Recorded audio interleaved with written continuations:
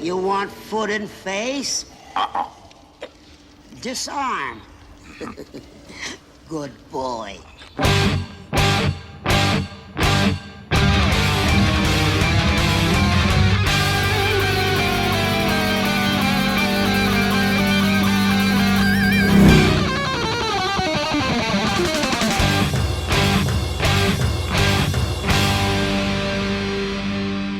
To the Mad Max Minute. Do you want tinnitus? Because this is how you get tinnitus, by watching Mad Max Beyond Thunderdome 1 minute at a time. I'm Rick. And I'm Julia. And today we're talking about minute 23, which begins with the Collector grimacing at the lights, and it ends with Blaster being tormented by the boatswain's call. Joining us to help balance out the terrible whistling noise is none other than George Hendricks from the Mogwai Minute.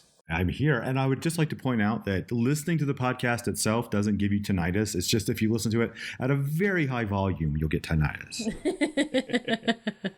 Absolutely. There's nothing worse than that terrible ringing from tinnitus. It's just awful.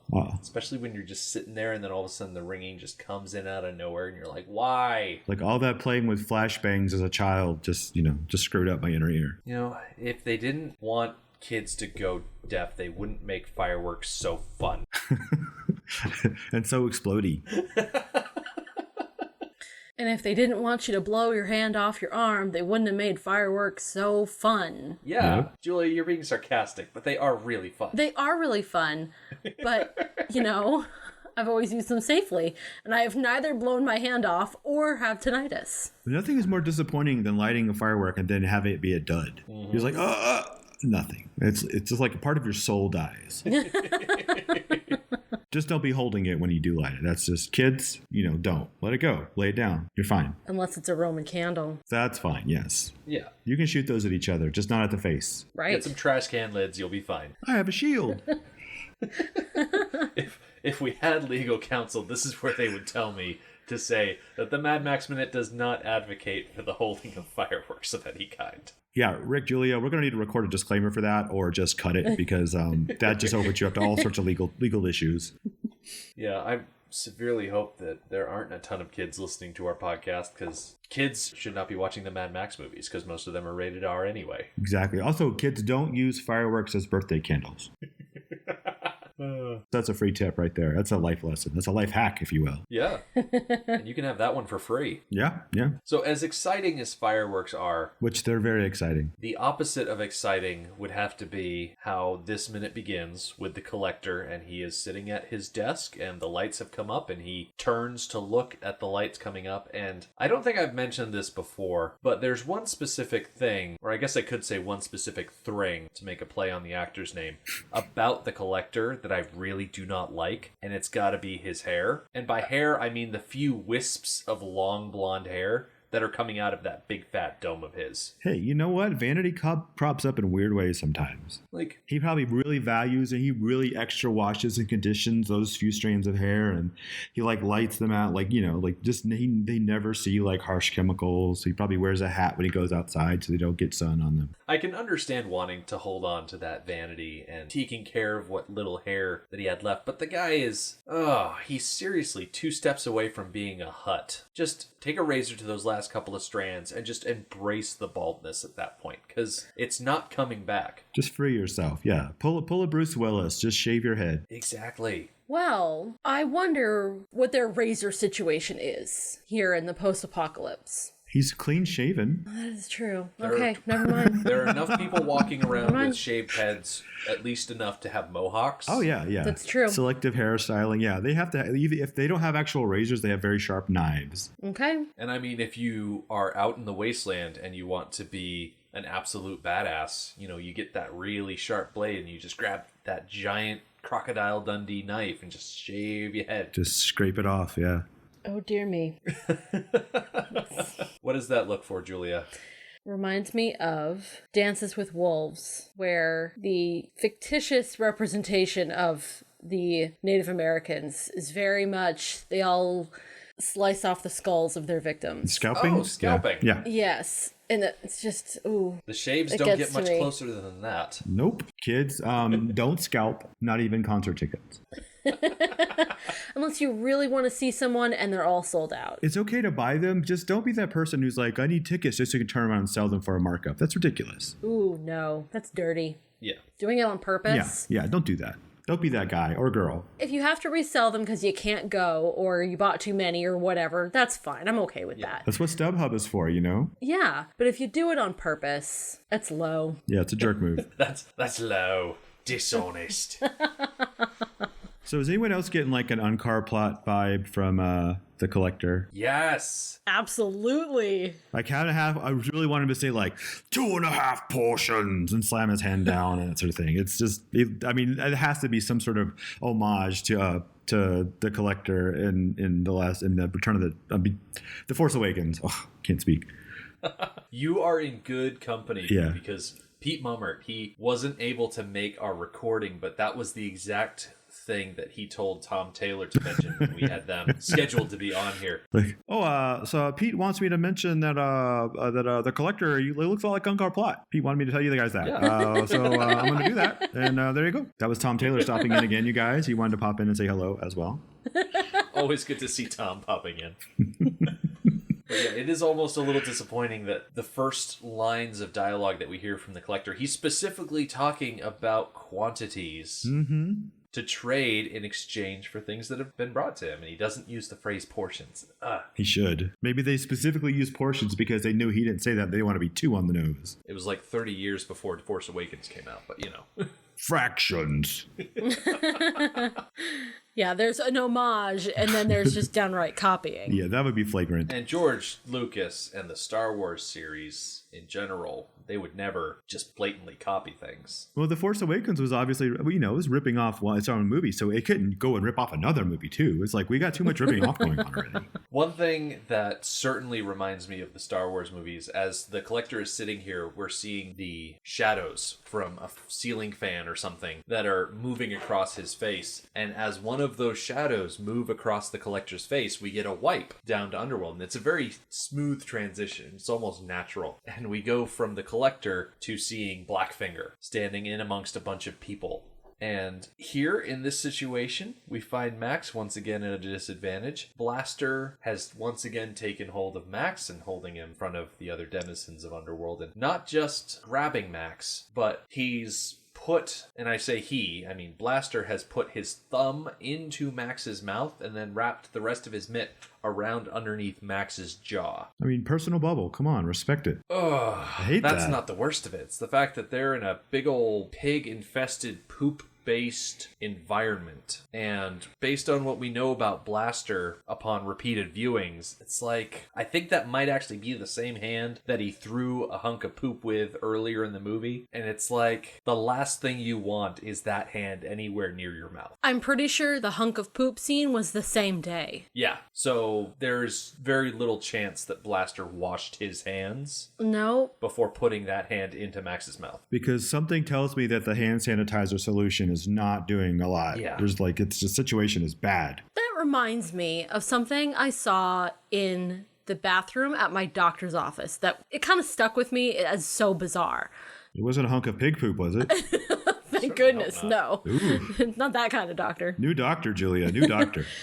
There was a sign that said, if your hands are visibly dirty, then wash your hands. If they are not, then use hand sanitizer. I have never seen a sign, especially in a doctor's office, actually tell me not to wash my hands. Actually say to me, it's okay not to wash your hands, but use hand sanitizer. So weird. Never seen a sign like that before. Have you ever heard the doctor's lead receptionist ask the doctor who runs Doctor Town? Because that could be responsible for a lot of the weirdness going on. Could be. That power balance thing. I mean, it makes sense. Like, if you don't have to take particulates off of your hand through running water and soap, it makes sense that you would want to save the water. But even so, it's a weird thing. You need water to make hand sanitizer. You're still using water. Yeah, or Yeah. at least alcohol. Yeah. Just don't drink the hand sanitizer. It's not good. Yeah, that'd be a bad thing. That's it. I mean, it might get you drunk, Yeah. but then it might also kill you. Kids? It's another PSA courtesy of George Hendricks. The legal counsel of Mad Max Minute is not recommending the drinking of hand sanitizer. No matter what it's flavored as. And not flavored, scented. I have to remind myself, when it's something you're not supposed to eat, it's scented. When it's something you're supposed to eat, it can be flavored. I have trouble sometimes making that distinction. Do you also have to determine when it is an appropriate time to wash your hands versus using hand sanitizer? No, we've got signs for that. They make signs for that. So Max is being held with a poop hand, Ugh. lifted up to Master, and Master asks Max, "You want foot in face?" And of course Max shakes his head no, because he's already got a poop hand in his mouth. He doesn't want a poop-covered boot all over his face. I mean, with the amount of poop that's down here, it's not an ideal situation, but you don't want to exacerbate that issue. Yeah, you got to think that his reticence to get kicked in the face with that boot isn't necessarily because it would hurt. It's because he's seen where the boot has been. Exactly. Well, Max already has a disease of some kind from the thumb in his mouth. So, I mean, a little bit more isn't going to change anything. You also got to wonder how robust their immune systems are after living, basically in poop, stinky squalor for, a while. Maybe there's a appropriate amount of radiation that is counterbalancing the amount of grossness from the feces. Well, radiation weakens your immune system. That's why right. people who get chemotherapy and whatnot, that's why they're so weak and tired and they get sick easy, because not only is it attacking the cancer cells, it's also attacking everything else too. Well, the radiation could be gamma radiation. Ooh. And they could be getting low-level Hulk powers. Yeah. That's actually probably best case scenario, because nothing can hurt Hulk. My fingers are crossed for if I have to experience some sort of radiation exposure, it is of the gamma sort, not necessarily of the chemotherapy radiation type sort. Maybe that's why Blaster is Blaster. It's because he's actually a Hulk. He's got a little hulkiness That's too. headcanon now, except he's not green, which is fine because that's trademarked. Again, don't want to rip him off. I think the cosmic radiation with the Fantastic Four, that would have worked. Yeah, going off that thinking, if I had to get blasted with some sort of weird sci-fi radiation, I don't know, the weird sci-fi radiation from Watchmen, where it turns you blue, I mean, I'd probably still wear clothes, but... You wouldn't care about clothes because nudity would no longer be a construct. It would just be a social thing. Yeah, but jeans are really comfortable. What? Don't make that face, Julia. Denim is awesome. I mean, denim is good. I mean, I wear jeans a lot. Okay, I wear jeans a lot too, but when I'm home just being comfy, I change into comfy pants. When Rick is home being comfy, he keeps his jeans on. Okay, when you get blasted down to the subatomic level and come back as a Dr. Manhattan type, Reassemble yourself molecule by molecule. Yeah. you can wear yoga pants. Yeah. All the time. Yoga pants are absolutely an option. Speaking of options, Max has chosen the option where he does not get the boot in his face, and instead he has to disarm the explosives that are strapped to the bottom of his vehicle, and Master calls him a good boy, which is an absurd thing to hear someone say when they are being held like a little baby, but that's beside the point. So Max goes over to his vehicle, hops in the driver's seat, and the first move he does is to pry open a panel, like a secret panel, on his steering wheel, and he presses a button to set off an alarm. And the first reaction we see is that of Blackfinger, who hits the dirt. This dude assumes that that dynamite is about to blow, and he freaks out. Well, yeah. He's got good reflexes, but getting on the floor when the dynamite is under the car is not going to save him. In fact, I think it'll direct the blast out towards him. Yeah. Now, I'm pretty sure Blackfinger is the only one who's actually seen the dynamite. So he knows best what an alarm coming from that vehicle could mean. But he also knows that there's enough dynamite. It does not matter if he's standing up or on the floor or starts to run away right then. No matter what, he is going to die. Although he probably stands a better chance, instead of hitting the dirt, is if he grabs one of the guards that he's standing next to and like hides behind them. He's like meat shield. Yeah, that's true. Yeah. And if you flatten yourself on the ground, you have less of a chance of being thrown and less of a chance of getting hit by shrapnel and debris. I mean, there are benefits to duck and cover, as it were. Just like the 1960 whatever film. Exactly. The little turtle. Yep. I don't know what you're referring to. You know, the little turtle, and they sing the song about duck and cover, and the atomic bomb goes off in the distance, and the turtle pulls into his shell, ducks and covers. Wait, where did you see this? It's like a Cold War era cartoon that was created to show kids what to do in the case of an atomic attack. Yeah. You know, like you do. You remember when we were talking about the Atomic Cafe, and I mentioned that there was a documentary called The Atomic Cafe that had a bunch of 1950s and 60s propaganda cartoons? Yeah. That was one of them. Okay. The duck and cover thing. Okay. Are you talking about the Atomic Cafe in Los Alamos? No, this was I want to say 1980s documentary that compiled a bunch of propaganda stuff. Because I'm pretty sure there is an Atomic Cafe in Los Alamos, New Mexico that I've eaten at. And it's got like pictures of all the guys that helped develop the nuclear bomb and that sort of thing. It's a interesting, it's kind of like a Hard Rock Cafe for nerds. Nice. And also nuclear weapons enthusiasts. That sounds a lot better than the Atomic Cafes that we've got in our area, which are just hipster coffee bars. We have an Atomic Cowboy, I think, in Denver that's basically just a hipster bar. So with the car alarm going off, Blackfinger has hit the ground. Blaster has an extremely different reaction. Grips the side of his helmet and he starts to thrash around. Now, I looked up the average decibel rating, and decibel is mostly loudness, just to layman term it up. Car alarms and sirens average about 115 decibels, and that's roughly the same loudness as being in the front row at a rock concert. Mm-hmm. I mean, if you're a fan of your hearing, you want to start using ear protection right around the 90 decibel level, because once you pass 126, you're getting into the range where sound alone can make you hurt. Yeah. Like, will cause you pain. So clearly, Blaster's helmet is acting like a little echo chamber, taking all of that noise and bouncing it around inside of that dome of his. Now, do you think it's a decibel issue or it's a pitch issue? Because as we see in a little bit, it's like it's not so much about the level of sound, it's about the intensity of the pitch. It's probably a little bit of both, because as it's bouncing around inside that helmet, Blaster is grabbing the sides of the helmet, but he can't actually cover his ears. So any effort that he takes to reduce that noise is fruitless, and there's no relief for him. So whether it's strictly the pitch or strictly the loudness, like, this is absolute torture for Blaster. He's not having a good time. Yeah, and he doesn't know how to react in a calm manner. Certainly not. Although he does recover pretty quickly. Yeah, because Max is sitting there behind the wheel of his vehicle, and he activated the alarm, and then it looked like he was continuing to do stuff in the car, and he just happened to notice that Blaster was freaking out. I feel like this discovery of his is completely on accident. He didn't sit down and think, oh, I'm going to activate the alarm first and foremost just for kicks and giggles. Yeah, at first I thought he did activate the alarm just for kicks and giggles, but then reviewing it again and again, I think I decided that it was just the first step in the process of disarming the car. And the alarm, being an audible alarm, was just so that he could know if anybody found the hidden first step. Right. Yeah. And also, I think he just set the alarm off just to be a jerk, because he set it off and then he's like, all right, well, okay, everyone's freaking out. Then he's like, he just pulls that little thing off and that's how he disarms the bomb. But it was good to get everyone's reaction, and he's always trying to scope out people's, reaction times. He's a fighter. He's a warrior. He's trying to constantly check everyone out, size them up, if you will. Mm-hmm. Sorry, Master Blaster.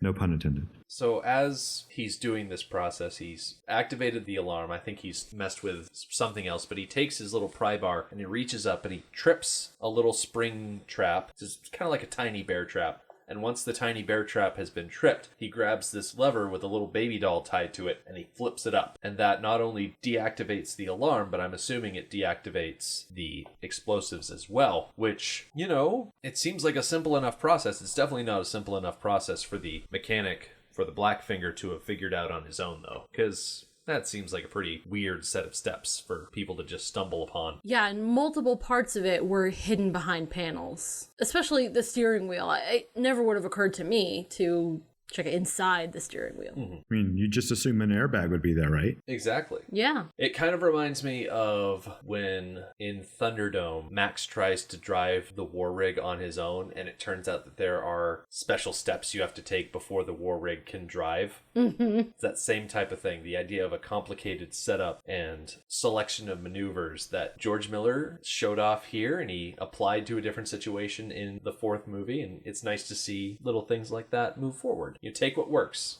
Yeah, and it's also that's the exact situation in Back to the Future. Biff comes the only one that can start his car. Yep. One, I guess, thing that's positive about Blaster's situation is he seems to recover quickly once the sound stops. It's not like there's residual effects that he suffers when the loud noises that cause him such pain stop. Good thing he's got tinnitus and not vertigo. I know, right? So as Blaster gets up, we cut back to Max and we can hear Master calling for Blaster to pick him up because when that loud noise started, Blaster probably dropped Master somewhere, and we actually get to see him kicking his little legs tomorrow. He's landed on his back somewhere. But before Blaster has an opportunity to pick Master up once again, Max pulls the bosun's whistle from his belt and he starts blowing on it. And this is exactly where all of that talk about Max's monkey tossing things off the back of his wagon back in the beginning of week 2, this is where it comes to a head, and it's like, okay, yep, this is where it starts being important. The fact that that monkey threw this whistle specifically. It all comes full circle. Yeah, I have a bit of an ethical problem with this. Max has already seen that the decibel level or pitch level of the alarm triggered this reaction in Blaster. And I understand that he wants to confirm that the whistle will do the same thing. My problem is that he blows that whistle way too many times. So I counted the car alarm goes off for about 17 seconds. The whistle gets blown between this minute and minute 24 for about 10 seconds. So about 2/3 the time. But for how much thrashing and screaming Blaster does, I can definitely see where you're coming from. Yeah, I just think Max is causing more pain than he needs to. True, but I mean, it's a barbarian society, and they're not really like known for their like social niceties and that sort of thing. I'm not saying it's a good choice, but it's definitely an in-character choice. Right, and Max is not the nice guy that he once was. Oh, he was a nice guy at some point. I went and found on a message board somewhere, this guy was like, I have a crap ton of whistles. I'm going to see how loud they are. And he found that the bosun whistle is about 110 decibels. So it's pretty comparable to the car alarm in both loudness and pitch. All right. So it definitely does the trick as far as replicating the effect of the car alarm on Blaster. That's fair. So convenient whistle is convenient. Yep. And much more so in the fact that it's portable. He doesn't have to haul his car around with him in order to like gain the upper hand should he use it later on. Yeah. Yeah, the portability of that whistle is going to prove to be Game changer. both a blessing and a curse. Like, it'll be easy for him to squirrel away, but it will be, tricky for him to hold on to. In fact, the fight that's coming is going to be prolonged quite a bit because he's unable to hold on to that whistle. So, not spoiler alert, because everyone listening to this has definitely seen this movie before, but, you know, you have that to look forward to. But you gotta know when to hold him. And so maybe he's just like, all right, I have this option, but... Yep, with whistles, you gotta know when to hold them, know when to blow them, know when to walk away, and know when to run. Exactly. And considering that it's on a chain, no one to keep it around your neck. You know, that's a good point. Max never does anything to secure that chain around his wrist, around his neck, around his belt, anything that would keep it from getting thrown across an arena. Yes. I have so many thoughts about that scene that I've been holding on to, just waiting for that minute to come up. Oh, that's going to be a good one. Mm-hmm. That Thunderdome fight is outrageous. And I would hope so, because if the Thunderdome was in the title and it's just sort of like a non-event, and that's a little misleading. it'd be very disappointing. When Master off-screen says, over here, Blaster, that he wants Blaster to come pick him up again, the tone of his voice is remarkably nice. Nice is a strong word. It's not angry or mean. The way he talks to everybody else has this tone of superiority, but when he calls to Blaster, he doesn't seem angry that Blaster dropped him. So I think that is a consideration to Blaster's mental capacity, which is never explicitly said. It's just intimated that he has diminished mental capacity. So I think Master is nice to Blaster. I think he recognizes that. I think Master is only nice to Blaster. Yeah. Like, out of everybody in Underworld, in Bartertown, in his life, Blaster is the only one that he is kind to. Yeah, I think so. Huh. I'm just so curious about their history. How'd they get together? But you obviously, he knows that part of it is they have a sort of like a symbiotic relationship. He's the brains, he's the muscle, Pinky in the brain, if you will.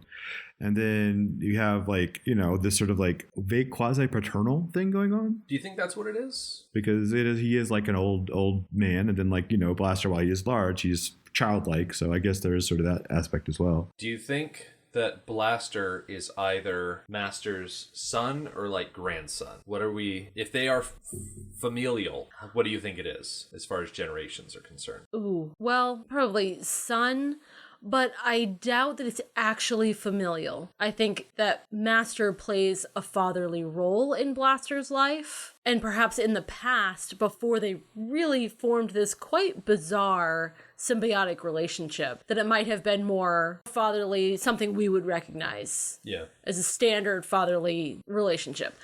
Makes me think about The Stand. And yeah, I don't know any of the names. Okay, I'm working on it. The guy who says M-O-O-N, that spells whatever. Oh, Tom? What's his name? Tom something. Yeah, I'll look it up. He was a simple man who was out there in the world all by himself until somebody found him. Tom Cullen, yeah. And then he meets up with Nick, who's the deaf guy who signs to him. The Rob Lowe character. Yeah, in the movie, in that version of the movie, yeah. So I'm wondering if it's a similar thing. If Blaster was out there in the world, roaming around, having survived the apocalypse, maybe lost his support system in the process, and Master found him and took him under his wing, and eventually they formed this symbiotic relationship. The more I think about that relationship, the more unhealthy it seems. Yeah. George, do you have any thoughts about it? M-O-O-N, that spells Bartertown. Because when I think about the actor who plays Master and his history in cinema, I kind of imagine that Master could very well be someone who, before the collapse, traveled with a circus and was part of a sideshow. And being in a sideshow is not intellectually satisfying at all, so he's probably the kind of guy that read a lot and researched and whatnot, so he's very smart. Probably met Blaster in that type of circus setting, and that's probably where they hit off that connection. And so after the collapse, obviously the circus is no longer going to be a circus, but he's going to have all of that knowledge that he built up over his lifetime of study. He's going to have this big strong guy that he can rely on, and so they probably knew each other before the collapse, or at least in that scenario they would have. Maybe Bartertown was built on where the circus used to, was the last point it's set up, and so they have that's this whole past thing, and maybe he was the ringmaster or something of that nature, which gives him that sort of sense of entitlement when it comes to running things. Yeah, I mean, there are train tracks that go up into Underworld, and the generator is very train-like. I mean, it's not a traditional train by any stretch of the imagination, but if Master knows a lot about trains, maybe he was part of a circus that traveled by rail a lot. It's a possibility. Yeah, and now it doesn't look a lot like a traditional train, but maybe it's morphed over time. It's an interesting way to look at it. It is. So if it's a very paternal type of relationship, do you kind of see that as a bit more healthy than just Master using Blaster straight out? No, actually, I see it as less healthy, because if they have a paternal type relationship and then they have this symbiotic relationship, I think Master is taking advantage of the paternal relationship to get Blaster to do things for him. Yeah, I can see that. I mean, I definitely don't feel that there's a healthy dynamic there. As much as it is, it's not a good one. I definitely feel like if Blaster didn't have Master to carry around and get orders from, that Blaster wouldn't have much of a purpose in life. So it's not ideal. It's not like Blaster being a Benno type hanging out with May Swayze at her farm. I mean, at least then he had fields to run around in and animals to take care of and someone to take care of him. I mean, if Blaster didn't have Master, I kind of worry that he wouldn't fit into this world and the wasteland would just chew him up. So this might be the most merciful arrangement that he has. True. I think Blaster does need a paternal figure to help him navigate this new, more cruel world. There can be a place for him just as Blaster, but he would still need Master to help him find that place and to help him maintain that place. Yeah. You just don't like the way that Master uses Blaster as more or less a mobility chair. Yes. And I know that Master does provide services to Blaster, takes care of him, makes sure, like we said, that he has a place and has work to do and is taken care of. It just doesn't feel equal. It feels like Master's taking advantage. Well, I think that's just what Master does. Yes. But he seems to do so with a greater amount of consideration with Blaster than with anybody else. Yeah. Yeah, I can see that. That makes sense. I mean, who run Blaster Town? Master runs Blaster Town. Yeah. Well, we have pretty much reached the end of this minute. I think we're going to put a pin in here and we're going to pick up where we left off here on Friday. So in the meantime, sit tight. We'll be back then and we hope you'll join us. The Mad Max Minute podcast is a fan project by Rick and Julia Ingham. The Mad Max franchise was created by George Miller and Byron Kennedy, is presented by Kennedy Miller Mitchell Productions, and distributed by Warner Brothers. Mad Max Minute is produced and edited by Rick Ingham. Our opening music is Verdi's Dies Irae by Daniel Batista of danielbatista.com, and our outro music is We Don't Need Another Hero by MilitiaVox of militiavox.com. Our home on the internet is madmaxminute.com. You can follow us on Twitter at madmaxminute, like us on Facebook by searching for Mad Max Minute, and join our Facebook listener group, Mad Max Minute Beyond Microphone. If you'd like to support the podcast, visit madmaxminute.com where you can check out our TeePublic storefront by clicking the store link, join our Patreon by clicking the support link, or make a one-time donation by clicking the donate link. Thank you for joining us for minute 23 of Beyond Thunderdome. We'll see you next time. Every